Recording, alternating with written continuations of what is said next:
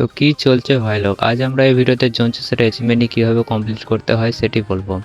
তো যারা যারা এই মিশনটি এখনও কমপ্লিট করেনি তারা এই ভিডিওটা শুরু থেকে শেষ পর্যন্ত দেখতে থাকো।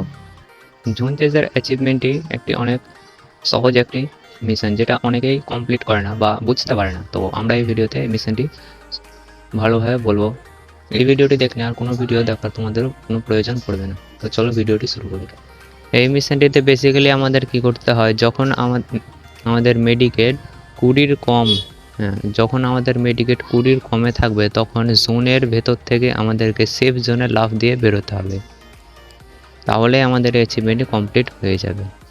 আমি বুঝতে পারছি এখনও অনেকেই মিশনটি বুঝতে পারিনি, তো চলো এক্সাম্পল দিয়ে বোঝায়। তো আমি বিয়ার র্যাঙ্ক মোডে একটি গেম স্টার্ট করে দিয়েছি। এমনটা বিয়ার র্যাঙ্ক মোডে এই মিশনটি কাউন্ট হয়। যদি ক্লাসিকে করো তাহলে অ্যাচিভমেন্ট কমপ্লিট হলেও তোমাদের কাউন্ট হবে না।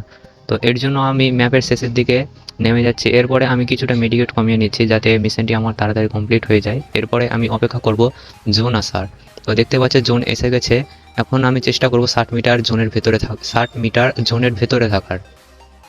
এরপরে আমি একটু একটু করে জোন থেকে বেরোনোর চেষ্টা করব, কিন্তু যতক্ষণ না আমার মেডিকেট 20-র নিচে আসছে ততক্ষণ আমি জোনের বাইরে যাব না। তোমরা দেখতেই পাচ্ছ আমি মেডিকেট কমানোর চেষ্টা করছি জোনের ভেতরে। তার জন্য আমি আগেই মেডিকেট অনেকটা কমিয়ে নিয়েছিলাম যাতে আমাদের তাড়াতাড়ি সুবিধা হয়।